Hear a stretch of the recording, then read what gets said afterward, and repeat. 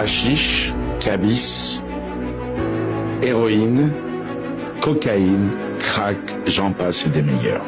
Je vais vous raconter un secret de l'histoire. Alors à l'heure où les douanes, la gendarmerie, la police nationale fait des coups de com' avec des saisies en France, bien sûr, cela existe. On saisit la drogue des dealers, de gros trafiquants. Mais je vais vous raconter qui est l'importateur et le trafiquant numéro 1 en France. Il s'appelle l'État français. Vous avez bien entendu l'État français. Retour en arrière.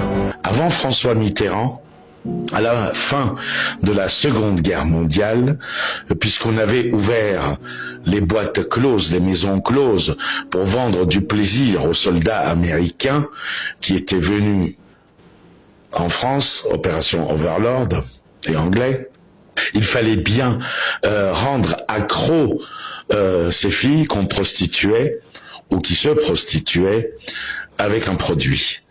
Cela s'appelait l'héroïne. On s'est rendu compte que ce produit, si on ne l'avait pas, on devenait fou et qu'il fallait impérativement se droguer. Donc une idée a germé, on va droguer les filles. Et donc les Guériniers, les Corses, les Soutonneurs ont trouvé une idée géniale. Où se procurer cette fameuse héroïne? À l'époque, on en produisait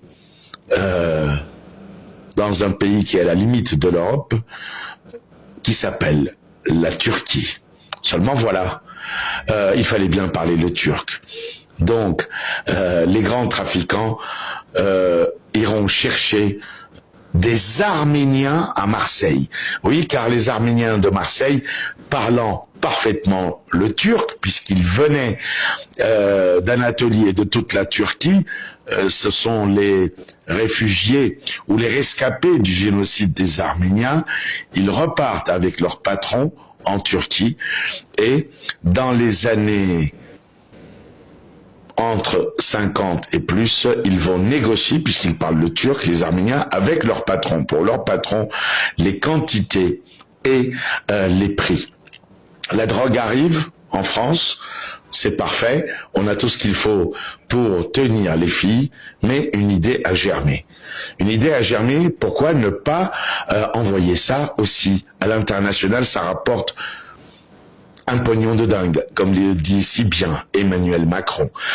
Alors, on fait appel à des chimistes qui vont améliorer cette drogue, qui vont la rendre plus puissante et qui vont la multiplier aussi en quantité. Ce sera le début de la French Connection. Un film a été fait à ce sujet, bien sûr romancé d'une histoire vraie, et les États-Unis et le président Nixon, à un moment donné, tapent du poing sur la table, font peur à Pompidou, et ce sera la fin de la French Connection. Plus de drogue en France, ni pour les Français, ni à l'exportation. Après Pompidou, Giscard, et après Giscard, et pendant le mandat Giscard, n'oublions pas, un élément capital, la crise du pétrole. Mitterrand arrive, la gauche caviar, il fallait bien du caviar pour monsieur Mitterrand, et seulement les caisses de l'État étaient vides, le choc du pétrole est passé par là. Une idée germe, on va importer de la drogue. Et donc, on fait appel au capitaine Baril du GIGN, on fait appel aussi à Montoya, qu'on appellera le plombier de l'Élysée, qui mettra tout le monde sur écoute, sous Mitterrand, mais aussi aux spécialistes de la DGSE, les services secrets français des militaires. Direction le Liban, Mitterrand donne l'ordre, les Français partent au Liban, la plaine de la Bekaa cultive du hashish libanais, très connu mondialement, le meilleur à l'époque, et donc, malgré la guerre civile et toutes les milices, les services français font passer, avec les yeux fermés des milices qui s'entretuaient pendant la guerre civile du Liban, la drogue jusqu'au port de Beyrouth.